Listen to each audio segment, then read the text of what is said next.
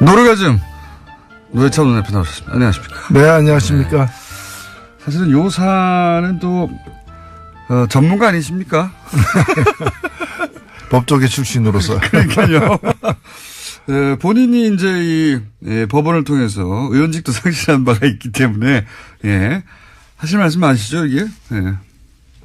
읽어보셨죠 이거? 예, 뭐 여기 여러 가지 문제가 있는데 눈에 띄는 것은 이제 법원 행정처, 이거 법원 행정처에 있는 분들이 주요 보직자들은 다 판사 출신들입니다. 그렇죠. 현역 네. 판사들이죠. 네. 근데 이분들이 그 판사들을 갖다가 뒷조사를 해가지고 네. 우리 편 아닌 편 이렇게 구분을 하고 너 우리 편 얘 아니야. 예. 얜 세모 이렇게. 근데 그런 과정에서 보면은 법원 내부 그 망에 그 여성 판사들만 들어가는 곳이 있습니다. 네. 판사라더라도 남성들은 못 들어가도록 폐쇄 공간인데요. 네. 이런데 그 아이디하고 비밀번호를 알아내가지고 들어가서 거기까지 다 훑어보는 거예요. 이메일도 훑어보고. 예. 못 들어가겠지 하는 곳에 다 들어가가지고 다 누군지 알아내요. 그렇습니다. 네. 다 알아내고 그리고 행정처라는 곳이 이제 기본적으로 법원 행정을 다 총괄하는 곳이다 보니까 사실은 시스템을 장악할 수가 있으니까요. 서버를 열어보면 다 알 수 있는 거 아닙니까? 그렇게 한 것 같습니다. 보니까. 예, 이미 그 자료로도 나와 있습니다만 사법행정위원회라는 주요 이제 법적 기구가 있는데 여기에 이제 들어갈 판사들 후보군들을 갖다가 이제 분류를 해놨어요. 저는 이것도 일종의 리스트라고 보는데. 당연히 리스트죠, 사실. 여기 보면은, 보수 판사, 예. 보수 성향 판사, 그러니까 자기 편이라는 거예요. 예. 그 다음에 좀 온건, 예. 중도라는 거고, 그 다음에 강경. 예. 근데 더 재밌는 건 이게 컬러가 어떻게 되는 줄 아세요? 보수는 빨간색이에요. 어떻게 보수가 빨간색입니까? 새누리가 빨간색이지. 그러니까요. 보수 빨간색이고, 그리고 강경이 무슨 색인 줄 아세요? 블랙입니다. 까만색이에요. 블랙리스트죠. 블랙 조심해야 돼요. 무슨 요새 블랙 뭐 많던데. 블랙하우스 있습니다. 예. 그래서 그러니까 이런 식으로 구분을. 내일 블랙하우스 하는 날입니다. 구분이 돼 있고요. 예. 가장 핵심적인 문제는 뭔가면은, 지금 몇 개의 그 개인용 PC가 있었는데, 예. 그 중에 한 개만 내놓지 않았어요. 예. 그게 바로 핵심이죠. 임종원 예. 법원행정차장의 그 PC인데. 본인이 비밀번호를 내놓지 않았죠. 예, 그리고 PC 자체를 내놓지 네, 않았어요. 맞습니다. 예. 이건 열어보지도 못했어요. 예. 나머지는 열어봤는데 비밀번호 걸린 것 때문에 700여 개는 맞습니다. 못 열어봤는데 문제는 이게 가장 열어볼 필요가 있는 거라는 겁니다. 왜냐하면 이 임종원 법원행정처장은 이미 특검 수사에서 박근혜 특검 수사에서 나온 것처럼 지금 그 우병우 민정수석하고 예. 1년에 수백 통 전화를 서로 오가는 사람이에요. 네. 어떻게 법원 행정을 책임지는 사람하고 청와대 민정수석이 수백 통 했다는 얘기는 주로 판결에 관련된 거 아니고서 뭐 법원에 뭐 비가 샜는지 이런 것 때문에 전화를 한 건 아닐 거 아니겠습니까? 비품 구매 때문에 예, 전화한 건 아니겠죠. 이게 완전히 독립적으로 이 운영돼야 될 법원이 특히 대법원이 청와대와 커넥션이 이렇게 그러니까요. 유착 관계가 긴밀하게 있었다는 것은 심각한 의혹이기 때문에 앞으로 반드시 이 조사가 돼야 될 부분입니다. 근데 이게 이제 그 사법부다 보니까 네. 판사들을 대상하다 보니까 검찰 쪽에서도 부담이 큰 것 같아요. 왜냐하면 앞으로 모든 그러니까 사실은 판사는 심판이고 변호사와 검찰이 부딪히는 거 아닙니까? 그런데 이제 이 검찰이 사법부 전체를 대상으로 수사한다든가 사법부의 핵심 요직에 있었던 사람을 수사하는 게 부담이 크고 사법부도 또 내부 조직 논리상 사법부가 어떻게 검찰한테 수사를 의뢰하냐. 이런 인식이 있는 것 같아요. 그렇습니다. 그건 또 한편 사실이기 때문에 그래서 저는 어떻게 해야 됩니까? 김명수 대법원장에게 마지막 기회, 한 번의 기회가 주어져 있다. 네. 지금 진상조사위원회도 진상을 파악하지 못했고 네. 추가조사위원회는 문서만 파악했어요. 그렇죠. 이번에 파악된 문서 중에 문제가 되는 내용들이 많았잖아요. 네. 이것들이 실행됐는지 안 됐는지는 추가조사위원회에서 조사를 안 했습니다. 네. 그럼 이건 조사 안 하고 넘어갈 거냐. 그러니까 그럴 수는 없지 않습니까? 예. 이런 게 밝혀졌는데. 예. 그렇다면 여기까지 조사를 해야 되고 아직 조사하지 않은 어떤 임종원 개인용 PC라거나 이런 까지 다 더 조사를 갖다가 해야 되는 마지막 조사 기회가 한 번 남아 있고 이 기회마저도 살리지 못한다면 지금 대법원장이 고심 중에 있는 걸로 알고 있는데 네. 이게마저 살리지 못한다면은 외부 강제 수사는 불가피하다. 네. 그렇지 않다면 우리가 과거에 안개부에서 쪽지 나오는 대로 판결하고 청와대에서 전화 오는 대로 판결했던 그런 치욕스러운 그 과거로 돌아가는 걸 용인하는 꼴이 아니기 때문에 용인하는 꼴에 다름없기 때문입니다. 그러니까 이게 이렇게 이 정도 나왔는데 넘어갈 수가 없어요, 사실. 국민들이 다 봤는데 어떡합니까? 그리고 너무 저는 유치했어요, 사실은. 이게 경악스럽기도 했지만 동시에 유치하기도 했습니다. 이게 뭐, 한반에서 쟤 누구 편이야? 물어보고, 쟤 누구 편이야? 물어보고, 옆반에 그 담임한테 얘기해. 뭐 이런 수준을 전혀 벗어나지 않아요, 전혀. 그럼 문장 되게 웃깁니다. 무슨 누구누구 판사 같은 경우에 이제, 분석을 하면서, 이 사람을 낄 때 안 낄 때 판단이 밝아. 뭐 이런. 그 다음에 아까 빨간색, 까만색, 뭐, 지금 초록, 푸른색으로 이렇게 구분한 리스트 있죠. 그게 네. 사법행정위원회 네. 구성할 때 뭐라고 나와 있냐면은 너무 우리 편으로만 하면은 국제임금법 밖에서 이제 꼬투리 잡힐 우려가 있기 때문에 조심해야 된다. 적당히 섞어라. 뭐 이런 거. 나름대로 머리 좀 써보자. 그 좋은 머리를 그런 데 쓰고 있었죠. 아, 문장들은 너무 웃겨요. 예. 속칭 낄 때 안 낄 때. 판사들 스스로 내부 판사들에 대해서 이렇게 굉장히 길게 분석해 놔서 이 사람은 이렇고 이 사람은 저렇고 그러면서 뭐 자신한테 불이익이 오지 않는 이슈에 대해서는 강한 어조로 비판하는데 반대의 경우는 침묵한다. 예, 뭐. 이런 평가를 받으면 치욕적이죠. 굉장히 자세히 써 있어요. 개별 판사에 대해서 이 사찰이 좀 뭡니까? 이런 내용으로 가득 찬 문건입니다. 근데 이게 일부에 불과하다는 거. 어떤 내용이 있길래 나머지는 아예 내놓지 않았을까 궁금하죠. 이거 이상의 내용이 있다는 거죠. 네. 예. 그거 나오면 파괴력이 엄청날 거라고 봅니다. 근데 외부에서 강제로 한다는 건 그러면 외부에서 고소고발이 있어야 된다. 그렇게 되나요? 그렇게 돼야 되나요? 이런 상황으로 계속하면은 아마도 무슨 시민단체나 이런 데서 뭐 고소고발이 있지 않겠습니까? 가만히 있을 수 없죠, 사실. 예. 예. 특히나 원세훈 재판과 네. 관련해서는 이게 지금 2심에서 유죄가 난 거고 다들 이제 상식적인 판결이 나왔다고 생각했는데 5개월 만에 대법원에서 엎어져서 맞습니다. 다들 놀랬지 않습니까? 근데 지금 그 판결 대법원에서 전원 합의로다가 무죄 판결 낸 게 잘 됐다고 얘기하지만 그 뒤에 어떻게 됐습니까?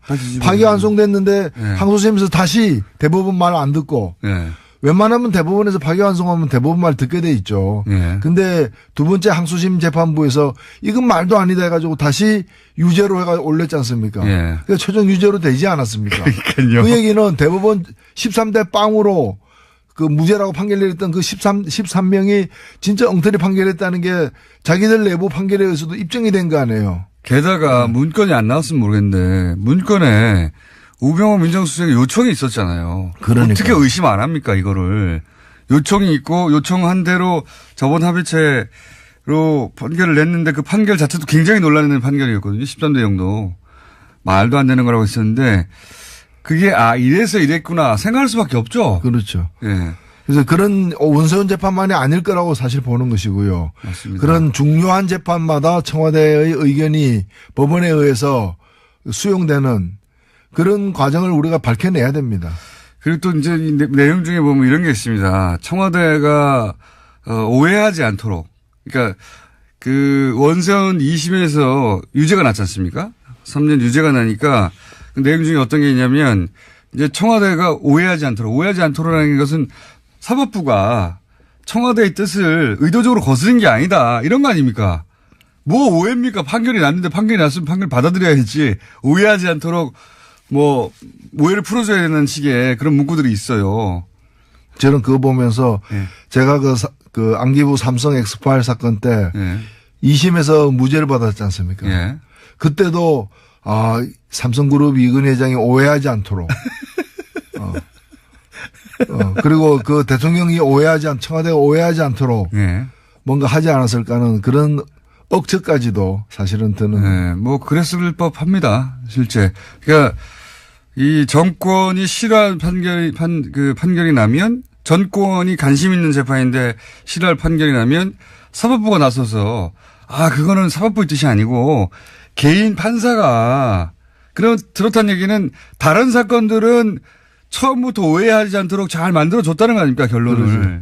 그렇게 생각할 수밖에 없죠. 그리고 우리나라 3심제니까 뭐 정정하겠습니다. 그러니까요. 각하. 그래서 정정한 거 아닙니까 이게. 이제 일종의 음모론처럼 그렇게 돌아가는 거 아니야? 이렇게 얘기했던 거에 증거가 일부 나온 거죠 사실. 그렇죠. 의심하지 않을 수 없는 겁니다. 여기다 불필요한 오해가 있다거나 뭐 이러면서 이제 불필요한 오해 논란이 있지 않도록 하면서 이 대법관들이 나서서 그렇지 않다고 얘기했는데 이걸로는 해결이 안 될 것 같아요. 그 대법관 중에서 적지 않은 수가 당시에 없었던 분들이에요. 이게 절반은 없었던 분이죠. 2015년 7월에 네. 2015년 7월에 대법원에서 13대 0으로 네. 무죄를 내렸기 때문에 지금 계신 분들 중에 적지 않은 수가 거의 절반에 가까운 분이 없는 그 당시에는 없었던 분들인데 왜 어제 나타나가지고 전원이 그렇게 절반만 나와야죠 그러면. 네. 전원이 이렇게 얘기했다는 것도 좀 많이 안 된다고 생각이 들고. 요 사건은 이제 쉽게 가라앉지 않을 것 같습니다. 제가 보기에는 머지않아 이 조사 보고서 별지가 인터넷상에서 공개되어 버리지 않을까. 그래서 만인이 보지 않을까 싶어요. 보시면 충격과 함께 웃음이 나오실 겁니다. 네. 근데 이게 일부에 불과하다. 안 나온 게 700건이 넘는다. 예. 아예 내놓지 않아서 몇 건 있는지도 모르는 PC 남아있다 여전히. 예. 그렇습니다. 현재 상황이. 자, 사법부 블랙리스트 사건은 그러하고요. 양승태 대법관은 어떻게 될까요? 전 대법관은?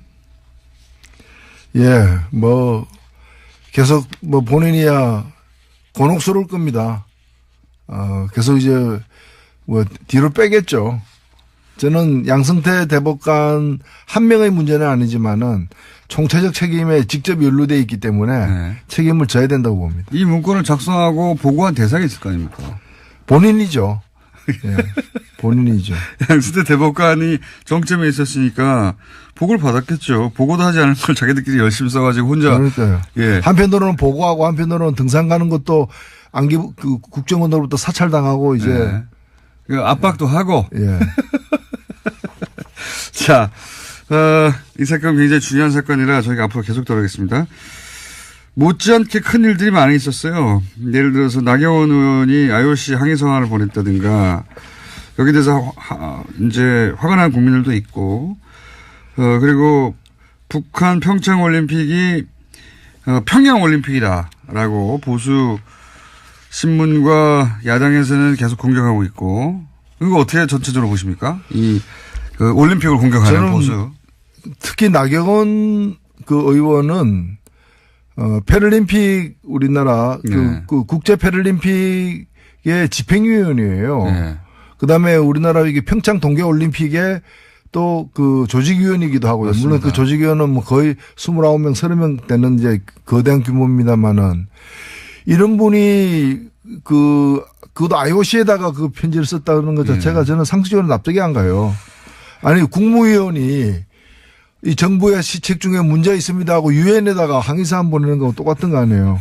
아니 그럼 본인이 그럼 조직위원이니까 그게 잘못됐다고 정말 믿는다면은 그 조직위원회 내에서 문제 제기를 해야 되는 것이고 안 되면은 자기가 조직위원을 사퇴해야죠. 그때 성명 한 장 발표하는 정도여야지 이걸 IOC는 그리고 상식적으로 보면은 이번에 단일팀 같은 경우에는 사실 이 단일팀은 이 단일팀으로 2018년 평창 동계올림픽 지원에 관련된 특별법이 있어요. 네. 이 법에 보면은 제3조 84조에 보면은 이 단일팀을 만들도록 되어 있습니다. 그거가. 근데 이 법을 누가 처음에 제안했느냐. 그러니까요. 권성동 의원. 예. 그 다음에 또 다른 당시에 그 새누리당 의원들이 두 개의 법안을 냈는데 둘 다 이게 들어가 있어요. 그러니까 자기들이 만든 법이에요. 맞습니다. 2011년에. 2011년에. 이명박 전 대통령 때. 예. 자기들이 내서 자기들이 만든 법에 의해서 지금 시행되고 있는 거예요. 갑자기 나온 게 아니라. 예. 그런데 그걸 가지고 마치 그것 때문에 평양 그리고 이 정도 되면요. 나경원 의원 정도의 지위라면은 자기가 여자 하키 선수들 만나야 돼요. 만나가지고 정말 그 수년 동안 땀 흘려 그 노력했을 텐데 출전 기회나 시간이 조금 줄어들게 되어서 너무 얼마나 가슴 아프냐. 정말 미안하다. 그러나 더 크게 보자. 이 올림픽이 어떤 올림픽이냐. 지금 전쟁 중에 벌어지는 휴전과 같은 올림픽이다. 이걸 통해 가지고 우리 그 선수들 엄마 아버지 그 국민들이 좀 더 평화에 1mm라도 접근하는 계기가 되면 그게 더 큰 의미 있잖아요. 자기가 좀 달래고 맞습니다. 대책에 대해서 강구하겠다 뭐 이런 식으로 해야 될 사람이 제가 볼 때는 다른 정신은 어떤지 몰라도 올림픽 정신이 없어요. 네. 이분이 그 집행 IOC 위원인데도 올림픽 정신이 없는 결여된 현저하게 결연된. 네. 나경원 의원은 내일 저희 방송에 또 나오시기 때문에 직접 또 얘기하죠. 올림픽 정신은 없습니다. 평화, 올림픽 정신이 추구하는 게 평화예요. 그리고 평양 올림픽이 뭡니까? 아니 뭐 평양에 무슨 컴플렉스가 있어요? 그런 식이면은 올림픽이 평양 올림픽으로 변질됐다. 그럼 뭐 음식이 완전히 뭐 그럼 평양 냉면도 문제 삼아야지. 왜 냉면은 다 평양 아니면 함흥이냐? 뭐 서울냉면, 수원냉면은 왜 없느냐? 대한요식협회에다가 이거 완전히 뭐 정치적으로 중립이 깨진 거 아니냐 이렇게 항의를 해야지. 식당마다 가면서. 저도 체제선전이라는 말도 웃깁니다, 사실. 우리 강릉이랑 서울에서 공연 몇 번 하는 거하고 북한 전역에 지금 남한 올림픽이 중계되는 거하고 체제선전으로 따지면 비교할 수도 없죠. 예? 그리고 이 88 서울 올림픽 때는요. 네. 그 북한에서 공동 개최를 요구했어요. 맞습니다. 안 받아들여지니까 아예 불참해 버렸어요. 예. 이번에는 주체가 누굽니까? 대한민국 아닙니까? 네네. 여기에 북한이 그냥 들어오는 거잖아요. 다만 입장할 때 네. 공동 선수단이라고 해가지고 같은 옷 입고 같은 깃발 들고 한번 입장하고 퇴장하는 것밖에 더 있습니까? 거기 그 규모도 작아요, 사실 선수단의 규모는.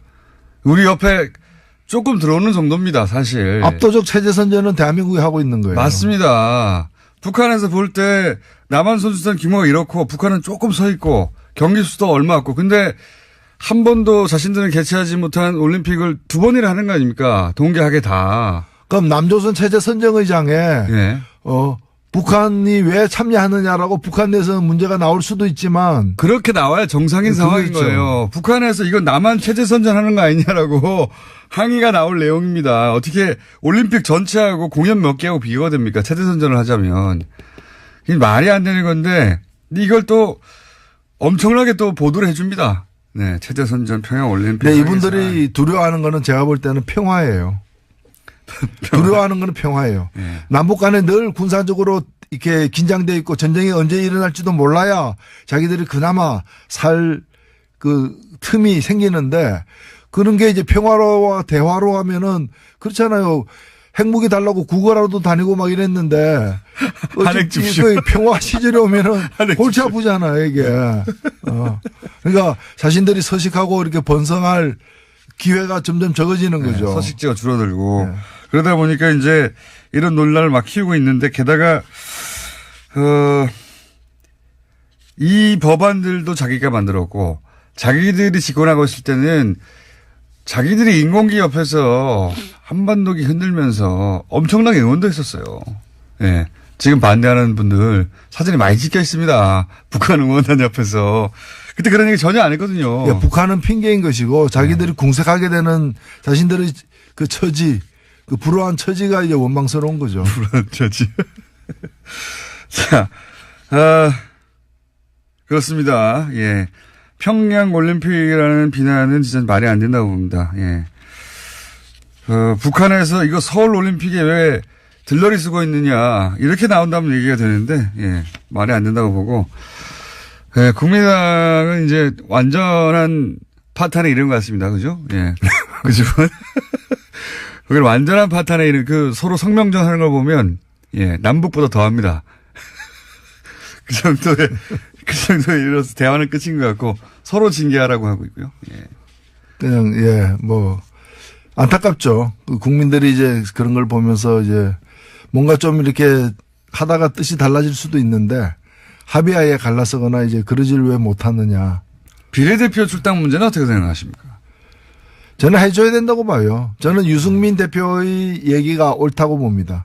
저는 그런 점에서는 유승민 대표가 이제 중간중간에 보면은 굉장히 이성적인 판단을 내릴 때가 늘 그렇다기보다는 중간중간에 이제. 난방 문제에서는 좀 의견이. 예, 좀 다릅니다만 이 문제에 있어서는 그 말이 맞아요. 그러니까 정치라는 것이 물론 늘 이제 막 이해관계 때문에 다투기도 하지만은 그래도 선을 그을 때는 좀 이성적으로 그어야 되는데 이걸 사실은 못 먹는 감 찔러나 보자는 그런 식이거든요. 그런 식으로 보내주면 니네가 더 커지잖아 이런 거잖아요. 정치란 건 뜻이 같은 사람들끼리 모여서 하는 것인데 뜻이 다르지만은 너 못 보내줘 왜? 네 잘 되는 거 보기 싫으니까. 그러니까 너는 좀 망해야 돼. 뭐. 그러니까 그거죠 그거. 예, 네. 그런 심보로다가 국민들에게 지지를 호소한다는 것도 참 우스운 거죠. 예, 이 통합 과정에서 제가 보기엔 유승민 대표가 최대 승자고, 예, 득실을 따지자면 안철수 대표가 많이 잃었어요, 사실은. 민심도 많이 잃었고, 과정 중에, 일처리 과정 중에서도. 안철수 대표가 주도하고 그렇게 원한 건데, 정작 본인은 그 혜택을, 입기는 커녕 피해를 가장 많이 당한, 스스로 입은 거죠. 뭐 자초한 거긴 합니다만. 그렇게 현재까지는 나오고 있는 상황인 것 같고. 시간이 다 됐네요. 혹시 요 정계 개편 가운데 정의당이 혹시 어느 쪽과 이렇게 손을 잡는다든가 이럴 계제는 없을까요? 예, 뭐 정의당이 어렵긴 하지만 네. 경직돼 있지는 않습니다. 유연하게 개방적으로 관계를 맺을 거고요. 뜻이 같은 부분들하고는 연대도 하고 정책 추진도 함께 할 수 있고요. 그러나 지금 얘기되고 있는 공동교섭단체 같은 것은 그걸 통해서 국고지원금 좀 더 많이 받고 국회 내에서 무슨 이렇게 기회나 이런 권력을 배분할 때 좀 더 좋은 조건이 되는 것 말고는, 우리 국민들 앞에 같이 해야 될 이유를 설명하기가 쉽지가 않다는 점에서 저는 사랑을 하지 않으면서 결혼하는 거 있죠. 비자를 얻거나 뭐 국적을 얻거나 그런 걸 우리가 뭐라고 그럽니까? 위장 결혼이잖아요. 네. 국민 앞에 위장하는 일은 없을 것입니다. 그래요. 네. 그런 얘기도 일각에서 있길래 저쪽에서 뭐 마라바 15석이나 그 정도 된다고 하면 정의당과 같이 이렇게 그리고 지금은 또 그런 셈법을 할 때도 아니지 않습니까? 지금은 각자 자기 세력을 잘 이렇게 보존해서 국민들 앞에 당당하게 임해야 될 때라고 봅니다. 알겠습니다. 예. 이런 얘기가 정의당 내부에서도 있긴 있습니까 혹시? 외부에서 이제 관찰자들이 그런 얘기를 하는데. 예, 정의당 내에서는 뭐 어제도 저희가 회의를 했습니다마는 네. 이런 문제 제기가 바깥에서도 나오는데 한번 토의해보자. 네. 이런 얘기하는 분들이 없어요. 전부 다 뭐 파리바게트가 어떻고 최저임금이 어떻고 민생 문제 이런 데만 관심이 있어서. 예. 예. 이게 좀 저희들이 바쁩니다, 사실. 예. 여기까지 하겠습니다. 정의당의 노회찬 원내대표였습니다. 감사합니다.